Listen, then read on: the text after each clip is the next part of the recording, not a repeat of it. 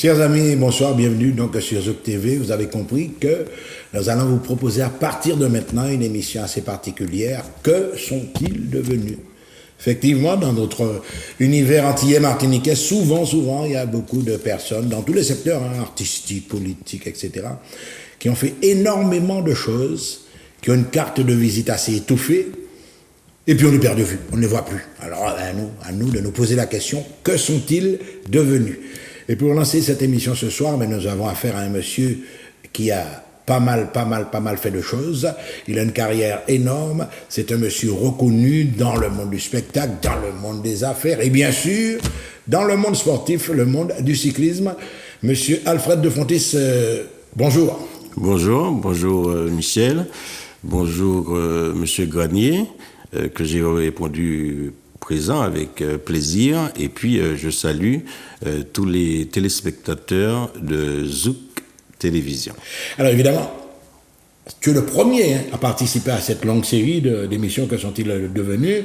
C'est pour toi un honneur, mais il faut reconnaître que tu as déjà fait tellement de choses. On peut se tutoyer, monsieur Desfontis. C'est un honneur pour moi. Premièrement, d'être reçu par, je disais, une légende du monde musical et puis du monde martiniquais dans l'aspect de la présentation de toutes sortes d'opérations culturelles.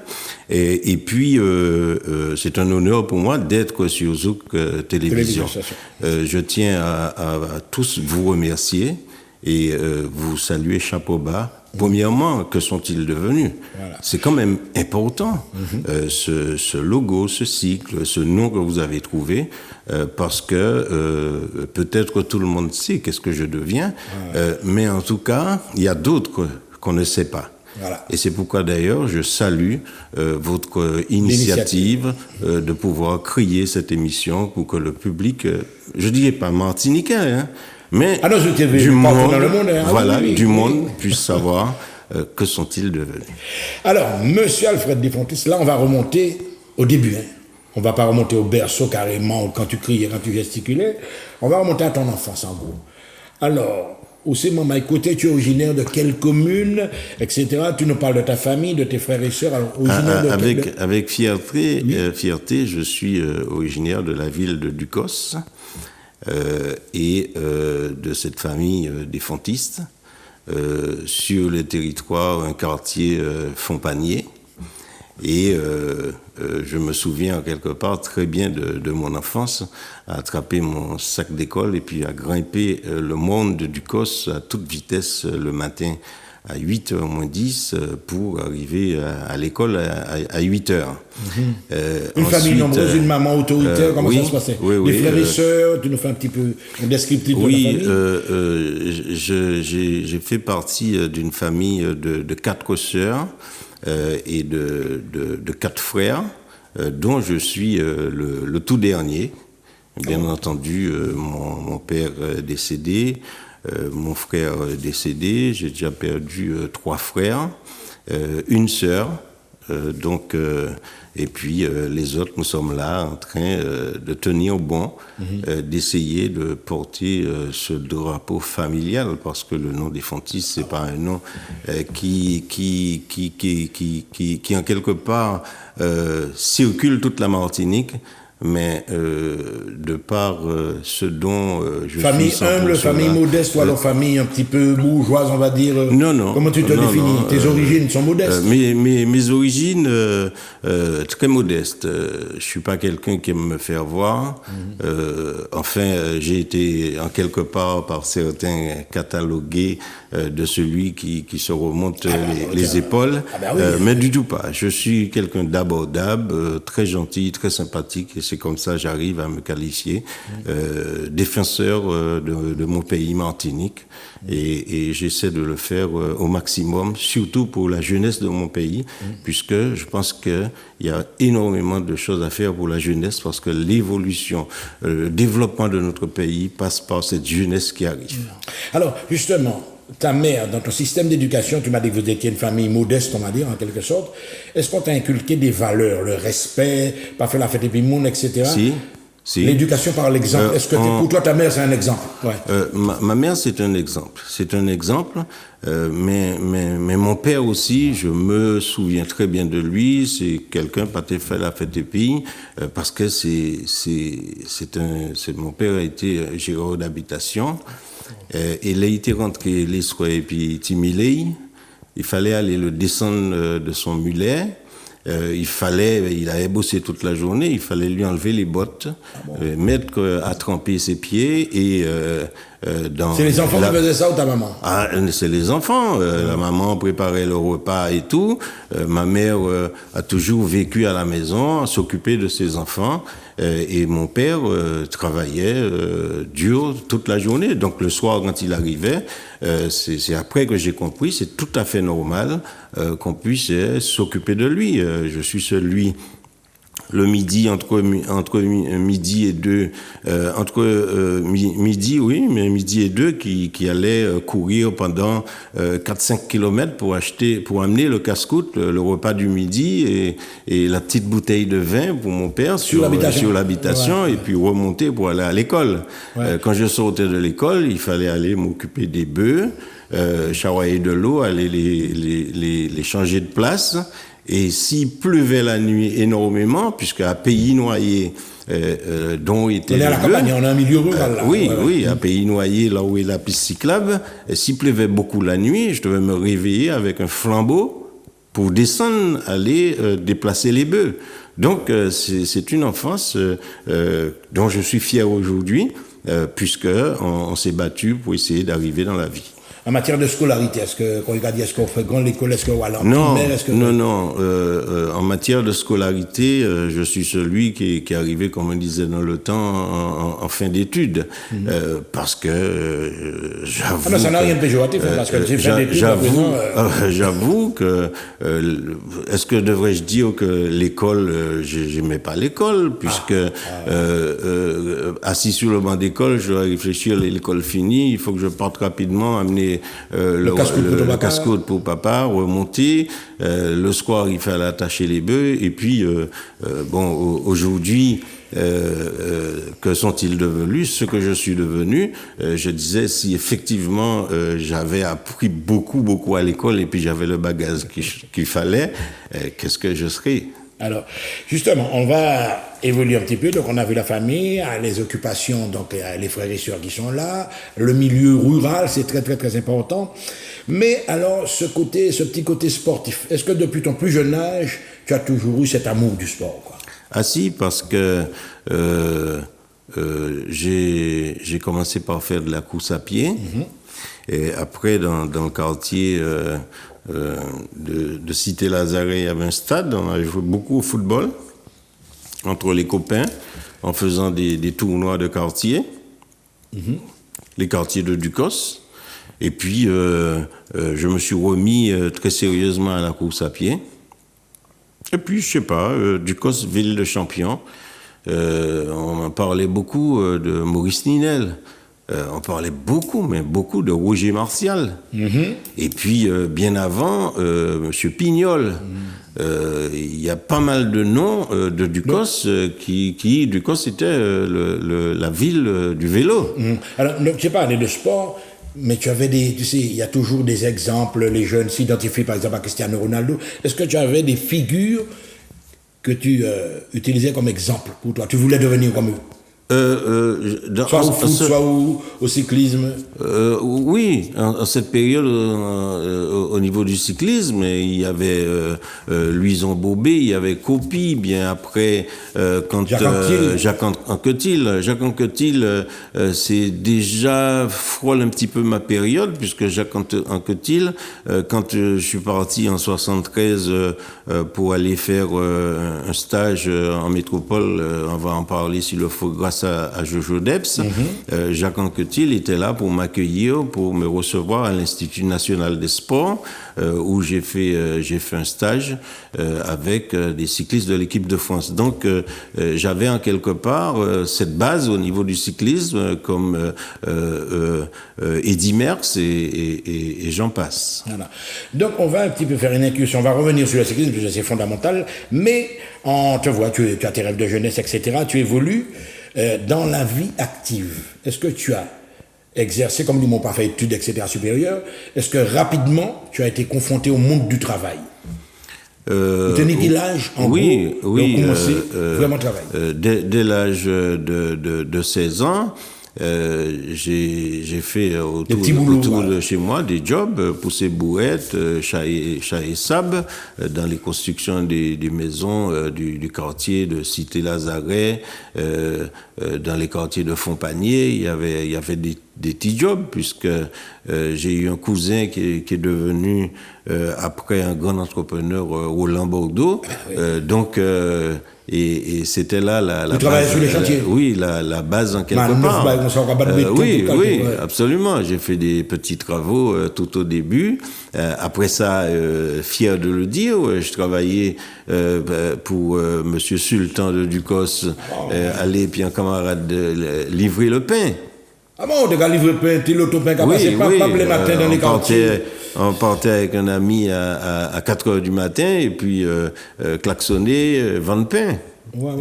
Et ensuite, après tout ça, mon grand frère Marcel, qui était mon parrain aujourd'hui décédé, m'a emmené à travailler à l'usine du Larentie. Et c'est de là déjà... tu avais à peu près 18 ans déjà, 17-18 ans? 17-18 ans, et déjà... je manœuvrais les gros tracteurs dans les champs de canne. Ah bon? Et c'était permis dans les champs de canne. C'était autorisé sans permis de conduire les tracteurs. Sans permis. Et c'est de là que j'ai fait. Donc, on apprend à mener le tracteur avant de mener l'auto. Oui, absolument. C'est formidable ça. Voilà. Donc, mais à travers tout ça, parce que petit à petit, tu grandis, tu commences à vraiment fréquenter la ville de Fort-de-France à quel moment, etc. Eh bien, pour tout finir, j'ai été aussi mécanicien, puisque pendant que j'étais à l'usine du Larentie, au lycée technique, j'apprenais la mécanique. J'avais des heures d'école et j'apprenais la mécanique. Donc tu étais au lycée technique à un certain moment. Voilà, pour apprendre à faire de la mécanique. Et puis j'ai travaillé, comme je dis, à l'usine du Larentie après comme mécanicien. Et là, j'ai été chauffeur de l'ATIL. L'ATIL, c'est une espèce de gros tracteur.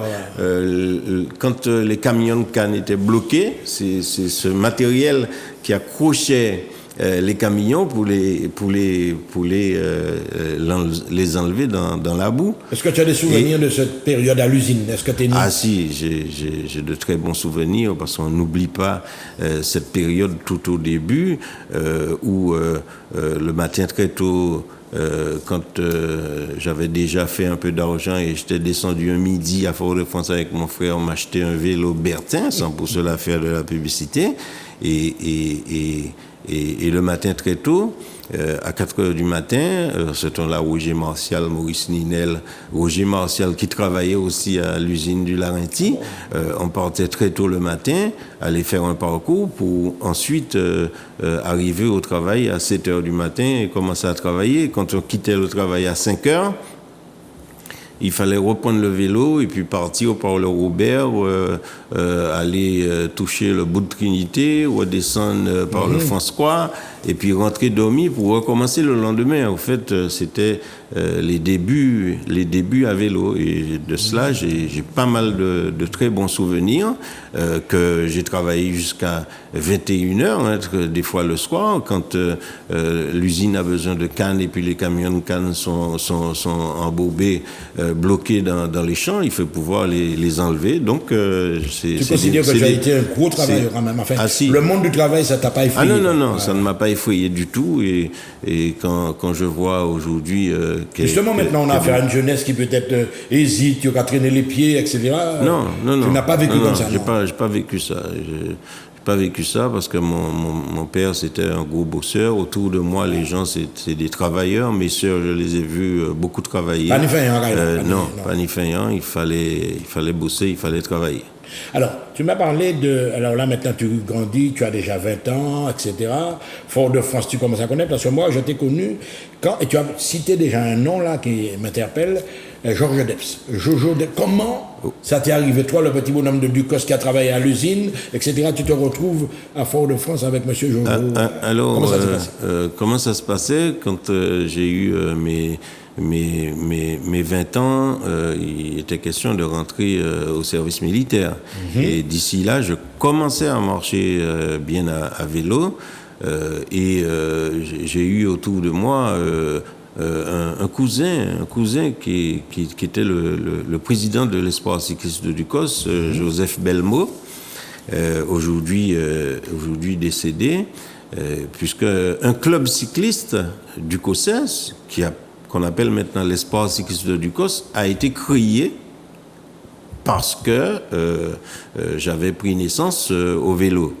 Et je fréquentais les clubs de la ville, mais à Ducos, il n'y avait pas de structure. Donc, quelques têtes pensantes de la ville de Ducos, qui sont, il y en avait beaucoup, que je vais pas citer, avaient créé cette structure. Un club cycliste. Un club cycliste. Le président était M. Belmo, tu m'as dit? Oui, Joseph Belmo, il y avait aussi Marie-Luce Laventure, il y avait toute une équipe, même Christian Rocher, qui est encore là, faisait partie de cette équipe, très jeune. Il y a eu M. Roland Labama, enfin, pas la peine de citer, parce qu'il y a des noms que je porte encore. Il y en a qui sont déjà disparus, évidemment. Oui, absolument. Beaucoup déjà disparus, mais il y a d'autres qui sont là et qui constatent l'évolution qui se fait aujourd'hui. Alors, je reçois mes petits papiers et je dois rentrer à l'armée. Donc, je quitte mon boulot de l'usine du Larentie et je rentre à l'armée. Alors, tout d'abord, il fallait que je quitte le département pour aller à Saint-Laurent, en Guyane. Alors, je ne vous dis pas. J'ai jamais quitté ma famille. Et il fallait partir à Saint-Laurent, puis comme je commençais en quelque part à marcher, comme on dit, à vélo. Dans les années 70, à peu près. Et ce club avait été créé pour moi, si je partais. Donc, mon président, Joseph Belmo, ainsi que ma famille, ont commencé une démarche à faire des courriers que j'étais... celui qui devait rester dans le département pour plusieurs raisons, et puis il se trouve que ça a fonctionné. Donc je suis entré déjà à Gondo, où arrivé à Gondo, j'ai rencontré Ferdinand Arcade qui pratiquait aussi le vélo, et puis de ce dont je voulais poursuivre, puisque je faisais des études pour la mécanique diesel, j'ai été envoyé au Balata. Au camp de Balata. Au camp de Balata. Alors, je ne vous dis pas, arrivé au Balata, à Balata, j'étais affecté dans l'atelier mécanique. Et puis, il se trouve que le vélo a été mis de côté pendant ces 2 mois-là, puisque il n'est pas question de sortir. Pas le temps de t'entraîner, rien. Pas le temps de m'entraîner. Alors, j'ai eu la chance de tomber sur un Ducosais, M. Delépine. M. Delépine, dont je crois la fille de Lépine qui est en c'est une famille très connue, des historiens, etc. Pilote reconnu, c'est sa petite fille. Monsieur Delépine Ducosais, nous faisons connaissance, et puis je me suis retrouvé comme si j'étais sur un plateau. Il a beaucoup fait pour moi. Je peux même vous dire qu'un moment, quand j'ai commencé, il a pris en charge ma préparation physique. Il m'a mis à l'armée quelqu'un pour s'occuper de mes repas. Parce qu'en ce temps-là, j'avais commencé à gagner des courses. Et puis, à un moment, pour mieux me sentir, j'ai été hébergé chez le capitaine Abalata. Tu devais faire des jaloux, là. Sa femme me faisait le repas du soir, donc j'étais là avec eux. Et puis, le matin, j'allais sous le drapeau. Et à un certain moment, pour mieux me préparer, j'avais autorisation le soir de quitter le camp de Balata à vélo. Et en ce temps-là, très rapidement, je partais par la route de Balata. Je faisais par de Chou pour sortir au Gaumont et aller au Verpré, redescendre sur le Lamentin et rentrer chez moi à Ducos pour dormir.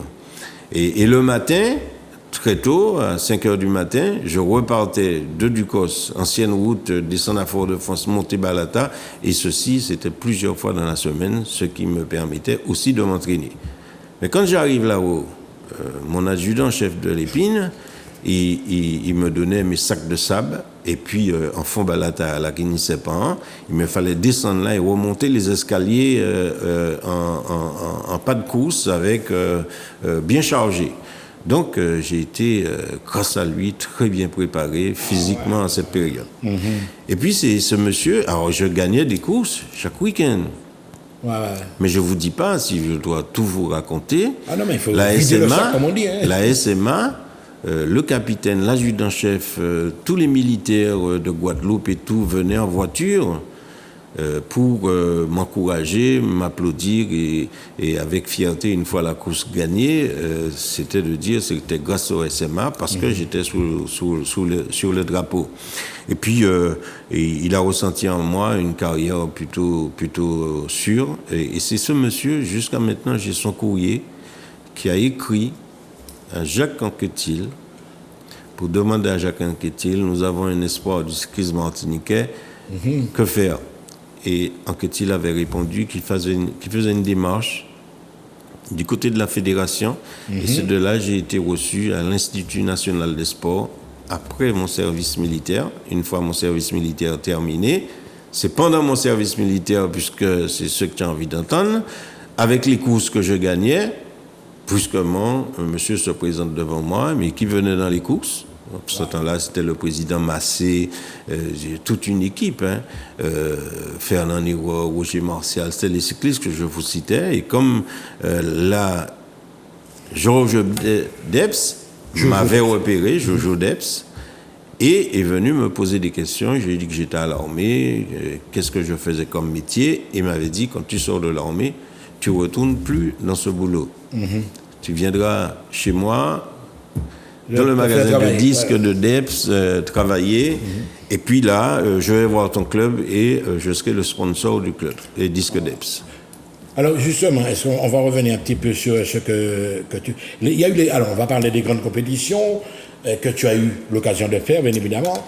Est-ce que tu peux nous parler, par exemple, d'expérience lors du Tour de Martinique? Quels sont les ténors que tu as côtoyés en Martinique? Tu as également fait le Tour de Guadeloupe. On va revenir sur le Jojo Debs après.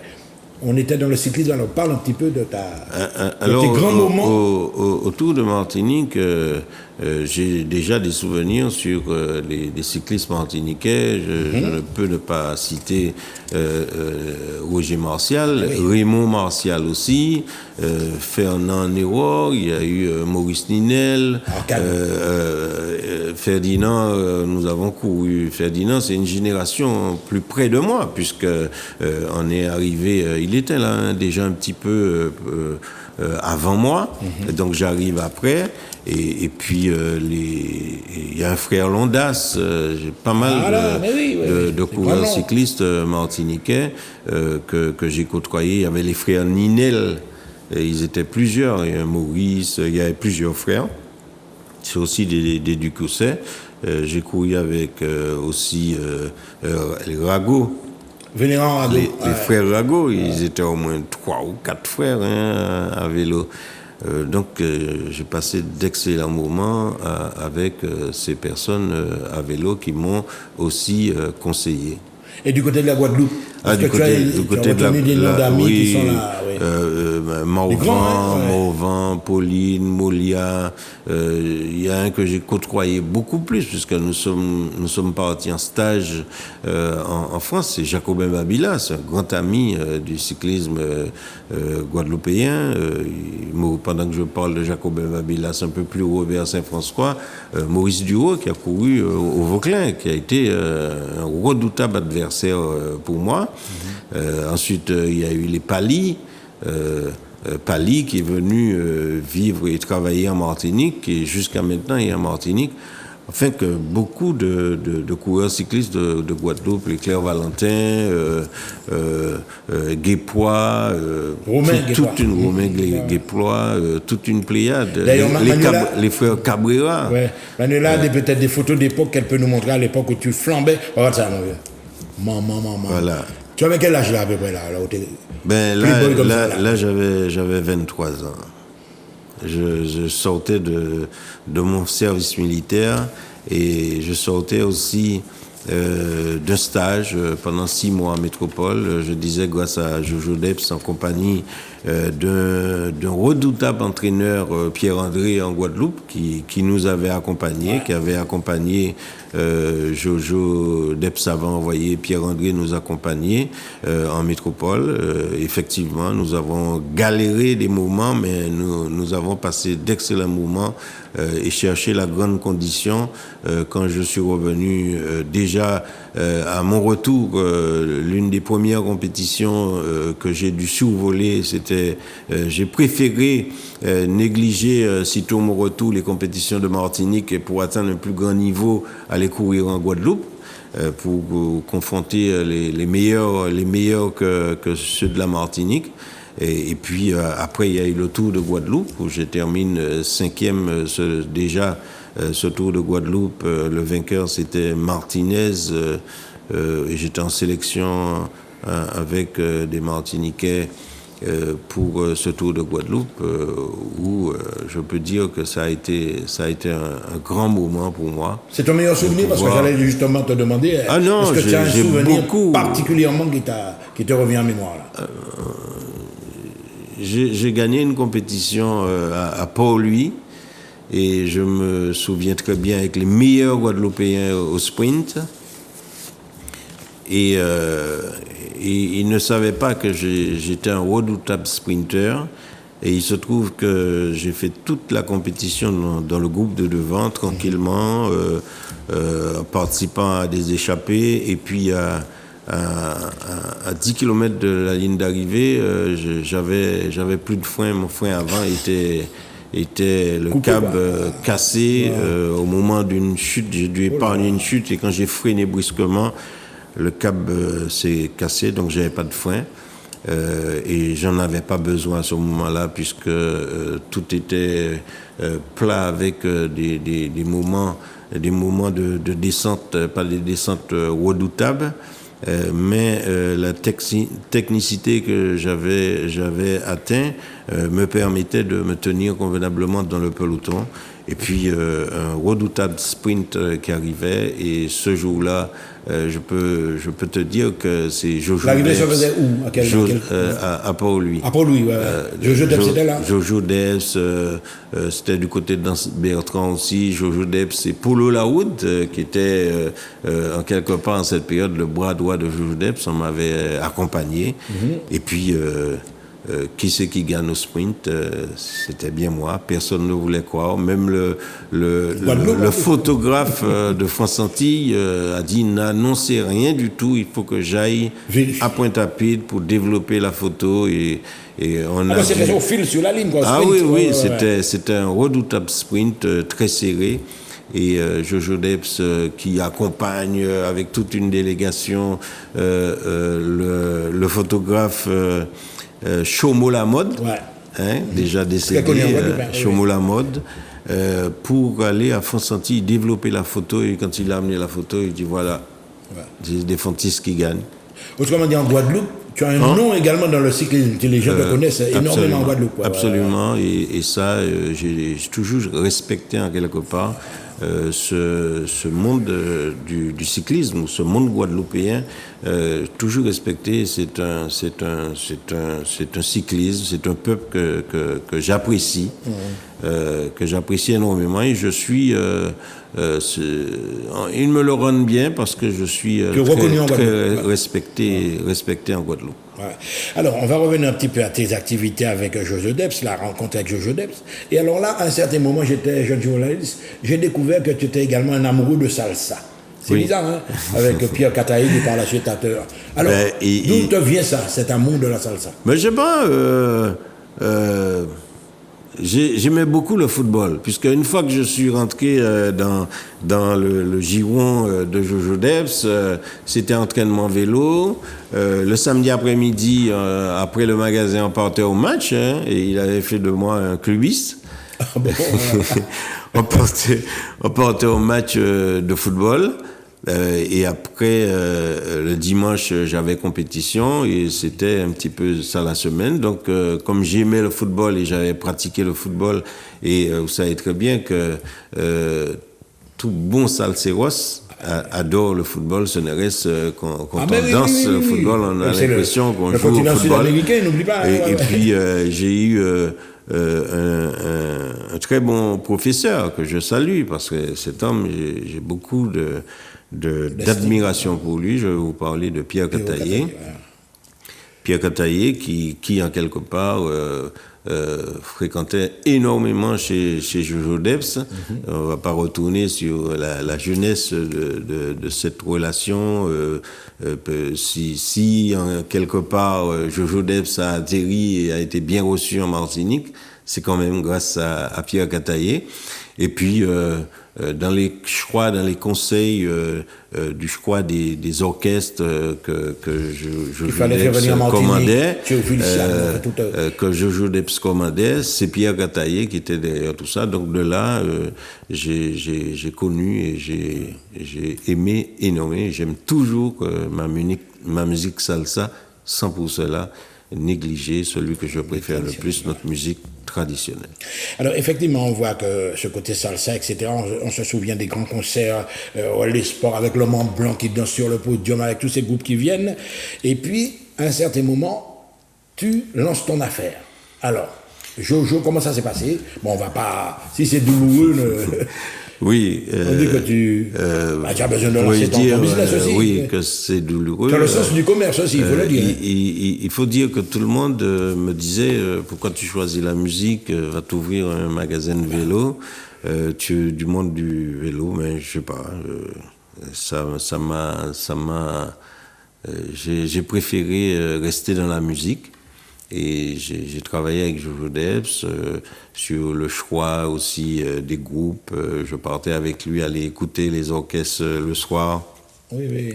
Quelques Malavoie, Perfecta. Ah oui, il y avait une grosse époque, parce qu'il produisait carrément il produisait. Les gros groupes, quoi. Ouais. Donc j'ai été là à ce moment, et puis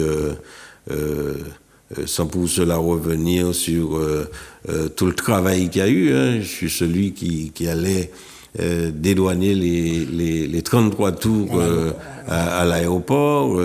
Je me souviens très bien, j'ai un souvenir qui m'est resté marqué quand Marina des Frères Desjans est arrivée. Je suis monté je suis redescendu avec une bâchée de CD. C'était un vendredi après-midi, et le samedi matin, il y avait un embouteillage sur le trottoir pour acheter des Marinas de Frères Desjans. Tout Cabla, pas mal de disques compas. Tous les gros montants, comme on dit. Et quelques temps après, bien longtemps après, hein, il s'agissait, puisque là, il est venu que j'étais plus dans le monde où je courais. Ma carrière, j'ai arrêté ma carrière parce que il y a une génération qui arrivait, dont j'ai eu une demande, une proposition ce temps-là de Belfoy, de Gabriel Braffine, Jean-Charles Joseph Focus, parce qu'il y avait un CTA sur place. Et s'il y a quelqu'un qui était bien écouté dans le peloton, qui était face à des jeunes comme Carotine, Charles Angel, Montagnac, Joseph Focus, et quand j'en passe, qui avait beaucoup de respect pour moi, et il n'écoutait pas beaucoup le CTA qui était en place.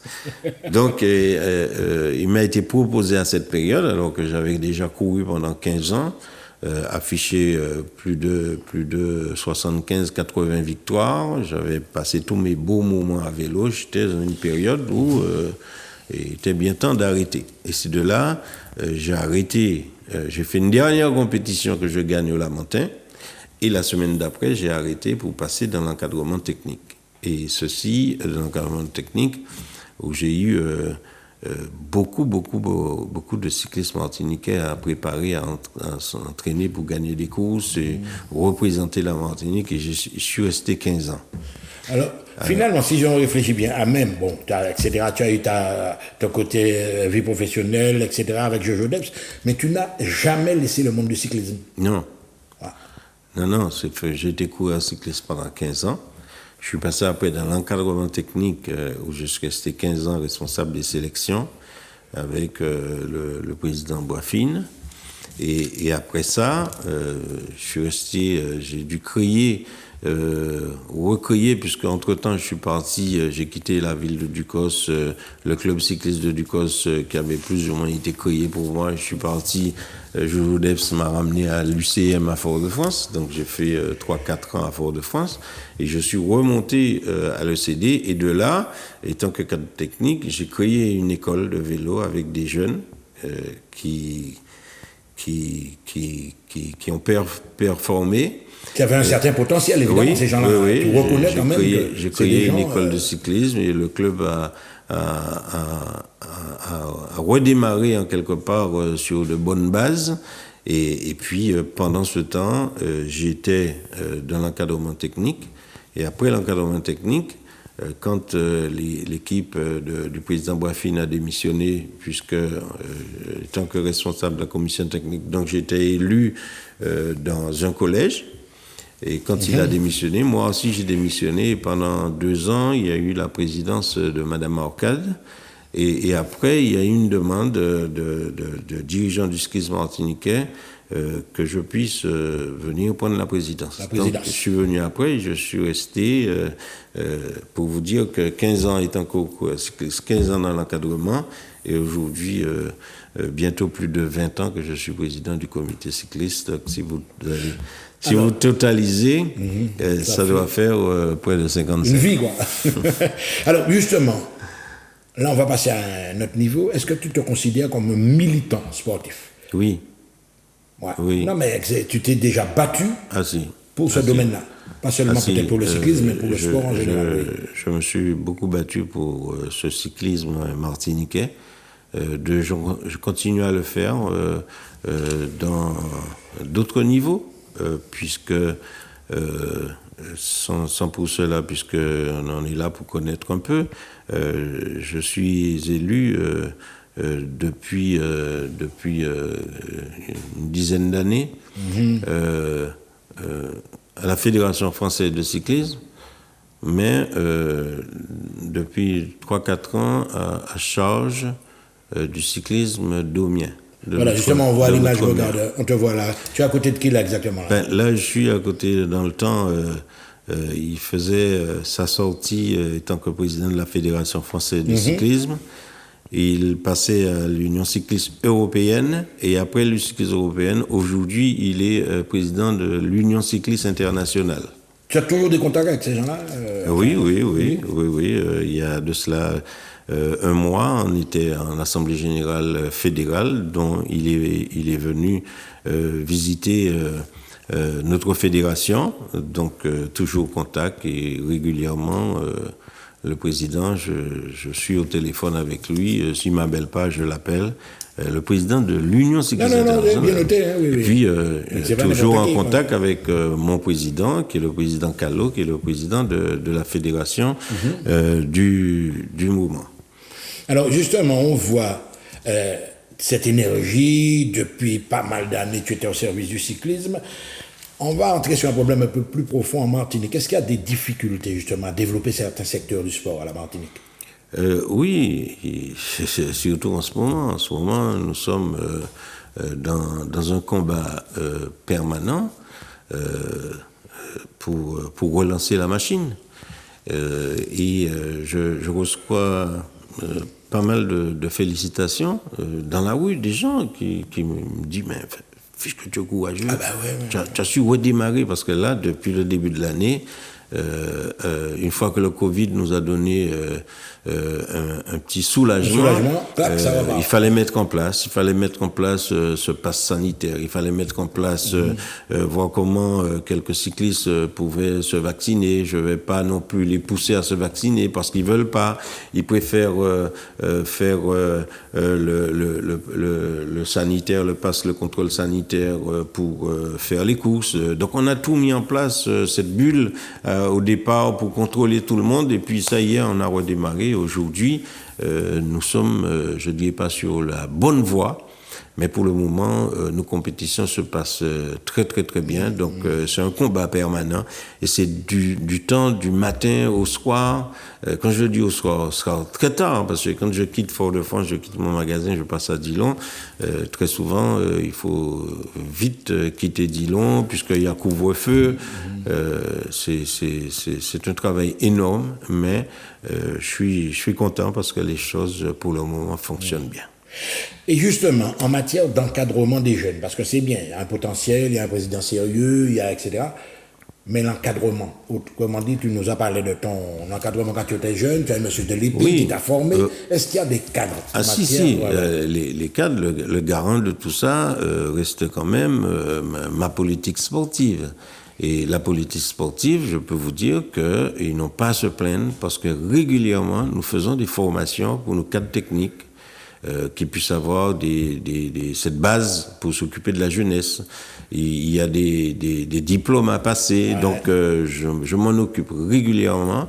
Et là, j'ai mis en place une cellule de formation et ça se passe très, très, très bien. Nous n'avons pas de problème de ce côté. Et là, maintenant, avec l'aide de la CTM, nous avons mis en place un BPJET, option cycliste. Donc, nous avons des cyclistes qui préparent ce diplôme qui leur permettra, quand ils vont arrêter avec le cyclisme, ils auront quelque chose en main, un diplôme en main pour aller travailler pour une collectivité ou une municipalité, pour s'occuper des services des sports. Donc, la façon que je vois les choses, c'est pas de pousser des jeunes à faire le vélo, mais penser au lendemain. Aujourd'hui, je suis très fier quand je parle d'un garçon comme Robert Garotine, qui étant à l'UCM, on l'a poussé à faire du vélo, et puis les dirigeants Foyalais ont pu le placer à la municipalité de Fort-de-France. Je suis content. C'est social. Hugues Arceau, par exemple, il y a pas mal de jeunes, même Philippe Montagnac. Philippe Montagnac, si je vous raconte, j'ai eu beaucoup de galères avec lui quand il s'agissait qu'il préparait une course. Il fallait le surveiller à quelle heure qu'il allait au lit. Il va au lit, il se réveille la nuit, dans les boîtes de nuit. Il faut aller le chercher. Il faut. Je le connais bien. Oui. Donc aujourd'hui, qu'est-il devenu, Philippe Montagnac? Il est dans le monde de la nuit. Et je suis fier des garçons. Donc il y a une plénade que je peux vous citer, qui ont choisi leur voie. Tiens, Paul-Charles Angel, grâce au Spring Club, ce qu'il a été dans la ville de Saint-Joseph. Aujourd'hui, il travaille à la municipalité de Saint-Joseph. Il s'est créé son avenir. Et donc, on peut dire, grâce à cet encadrement, grâce à cette façon de faire, il y a plus de sportifs qui ont pris la bonne voie que ceux qui ont pris la mauvaise voie. Et dans cette option, quand on aborde un jeune, on lui dit, grâce au sport, grâce au cyclisme, tu pourras avoir suffisamment de bagages pour demain être ce que tu as souhaité. C'est pourquoi d'ailleurs je suis en train de pousser, grâce à cette formation qui se fait à l'IMS, le BPJET option cycliste, on pourra dire demain que des Nubules, des Rago, Marc Flavien qui sont dans cette formation, ils auront quelque chose demain pour aller diriger des sections de sport. Alpha, je vais prendre un exemple récent. Enfin, quand je dis récent, sur la nouvelle. Je regarde le cas d'un garçon comme Sitouni. C'est ça. C'est qu'il y a eu un gros problème là. Alors, dans un cas comme ça, tu parlais justement d'encadrer ces sportifs, on leur trouve du travail, il y en a qui réussissent, qui s'épanouissent, mais là je vois qu'il a son ambition, c'est d'aller au championnat handisport. Est-ce que par exemple la Ligue de votre côté, vous... Oui, notre Ligue nous n'avions pas de... Est-ce que c'est la première fois que vous rencontrez un cas comme ça? Non, puisqu'il y a eu... quelqu'un qui est handicapé à cause du sport, etc. Il y avait le jeune de Makuba dans le Nord. Oui, il est depuis tout petit, il avait perdu le poignet. Et il était en handisport au haut niveau. Donc, le Madina Biker qui s'était occupé de lui en cette période, il connaît bien le parcours, et c'est pourquoi d'ailleurs que Sidoli est du Madina Biker, il a été intégré, et le président Marie-Sainte est en train de tout faire, s'il le faut, avec notre fédération, puisque de par notre fédération, nous avons une convention avec la Ligue handisport qui lui permettra donc, pour le moment, ce que je peux dire, c'est qu'il y a du monde qui s'occupe de lui pour lui permettre... Surtout qu'il a un potentiel. Vous avez vu le prix que coûte un appareillage, et il faut avoir plusieurs. Et là, en ce moment, il a commencé à participer, il se prépare pour voir s'il peut être qualifié pour aller dans des rendez-vous de haut niveau. Oui, en tout cas, c'est une affaire qu'on a suivie. Alors, on approche de la fin de l'émission, on va quand même parler de l'environnement sportif, par exemple des journalistes sportifs qui suivaient le tout. Je cite Camille Alexandre, Christian Cabrera, Pierre Gilles, etc. Est-ce que les journalistes sportifs, tu les portes toujours dans ton cœur?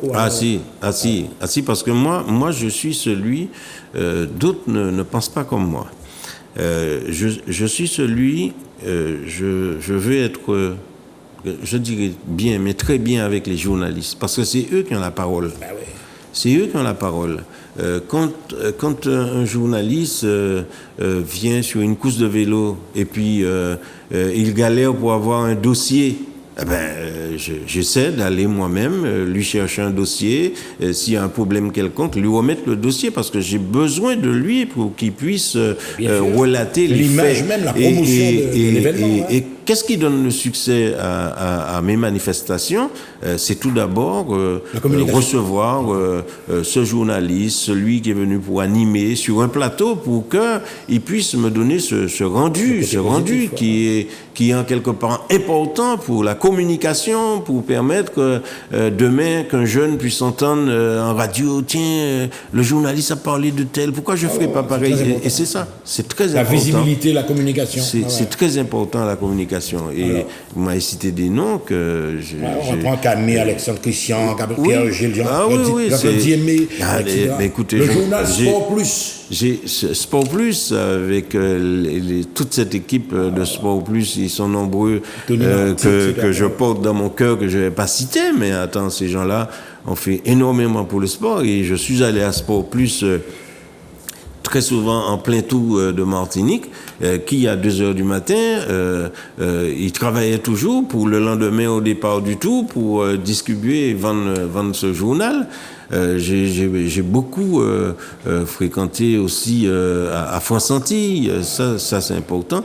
Et puis il y a des noms, Bertrand Michelet qui est encore parmi nous, qui vient. Grâce à lui, nous avons de très bons reportages sur ce nouveau Fonsanti qui apparaît. Et si vous voyez du cyclisme, c'est quand même Bertrand qui est revenu et puis qui relate convenablement. Et puis tu as parlé de Jean-Claude Diémé.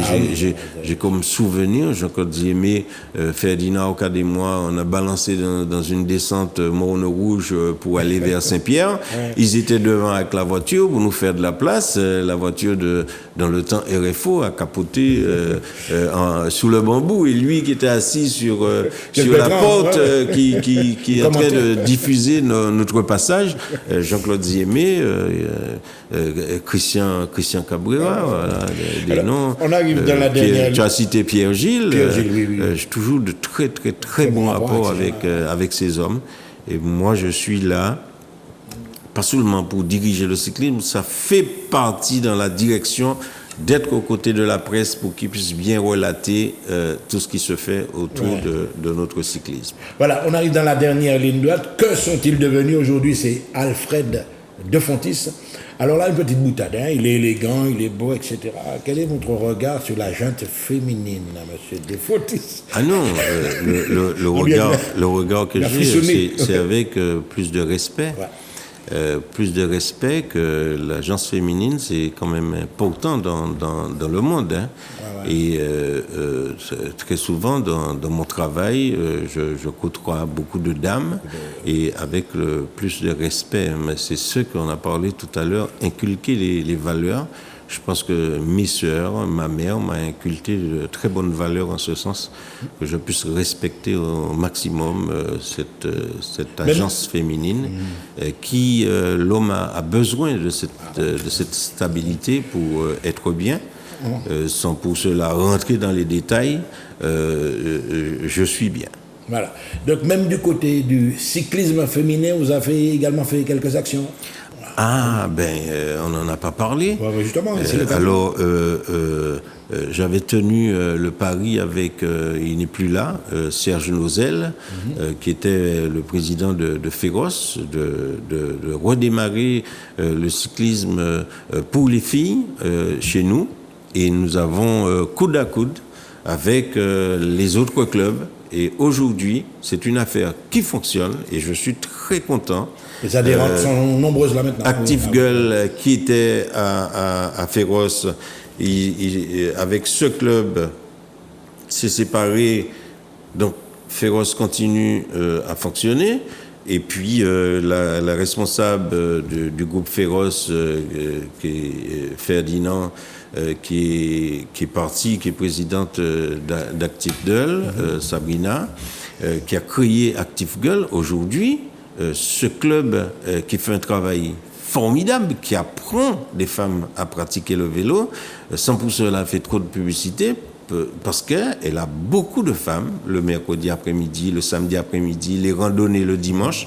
Je crois c'est le seul club français qui comporte près de 250 femmes à vélo.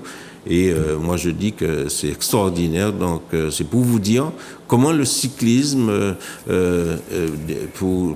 envers les filles sont bien développés chez nous. Et je les encourage de continuer pour que nous puissions avoir le maximum de femmes à vélo. Alors, je suis en train de préparer un projet. C'est au Tour cycliste de Martinique qui va se dérouler en juillet, qui, au moment de la dernière étape, que sur le lieu de l'arrivée, par exemple le Lamentin, que nous puissions faire une randonnée de femmes, avoir entre 800 et 1000 femmes à vélo pour faire une randonnée autour du Lamentin. Donc c'est un projet que je suis en train de préparer toujours pour les femmes. C'est pour vous dire comment la femme est très considérée de match. Oui. Alors, on va terminer là maintenant. L'émission, je suppose que vous avez beaucoup apprécié, que vous avez découvert pas mal de choses. Mais une dernière question, M. Alfred de Fontis, sur la société martiniquaise. Quel est votre regard actuel? On a une crise sanitaire qui semble pas être encore terminée totalement. Quel regard vous avez? Vous êtes optimiste, pessimiste? Comment vous êtes là exactement? Personne ne peut souffrir de cette difficulté de notre département comme moi j'en souffre. Vous savez, je suis dans une profession, premièrement, qui est en voie de disparition, c'est la vente de musique. Toi, tu t'y connais. Mais très bien. Musique pas qu'à vendre encore, c'est les réseaux sociaux. En plus, la difficulté du Covid, qui continue à persister, donc la vente a diminué énormément, est arrivée la guerre. Le pays est en bling-bling. J'entends beaucoup, nous mettons en cause les hommes politiques, mais je pense que nous-mêmes, nous devrions nous ouvrir les yeux pour quelque part prendre notre destinée. C'est même pas ça, parce que le pays est devenu d'une manière où on ne sait plus où mettre la tête. La situation est grave. En cette période, l'après-midi, Fort-de-France est vide. Les magasins sont fermés dans la ville, l'une après les autres. Donc, c'est pour vous dire que faire pour que le pays puisse redémarrer. C'est ça la difficulté. Et là, il y a une grande réflexion à mener. Et moi, je réfléchis énormément pour mon sport, pour lui permettre d'évoluer. Donc, je demande à d'autres qui ont des missions pour ça de réfléchir. Parce que s'il y a quelqu'un, nous les sportifs bénévoles, nous travaillons autant que les hommes politiques qui gagnent de l'argent. Hein. Autant. Et c'est du bénévolat que nous faisons. Donc, moi, j'ai ma mission de m'occuper de sport. J'essaie de le faire convenablement. Et donc, allons foncer pour que le pays puisse redémarrer. Parce que je crois qu'il y a des choses à faire. Et puis, je ne vais pas terminer sans ne pas penser à la jeunesse, cette jeunesse qui est dans la rue, qui est de cette délinquance, les gens qui meurent la nuit à coups de fusil, à coups de revolver, qui la nuit, pendant que certaines personnes dorment, sont dehors, et puis cette délinquance qui existe, c'est pourquoi je disais tout à l'heure, il faut que chacun d'entre nous puissions mener une réflexion, parce que si on ne fait rien du tout, le pays est foutu. En tout cas, Alfred Desfontis, merci énormément, mesdames et messieurs. Vous avez compris que pour lancer donc cette émission, que sont-ils devenus, et nous avons invité, comme on dit, un poteau mi-temps, quelqu'un qui a des choses à dire, quelqu'un qui a une place importante dans la société martiniquaise. C'était monsieur Alfred Desfontis. À très bientôt sur Zouk TV, bien sûr. Que sont-ils devenus?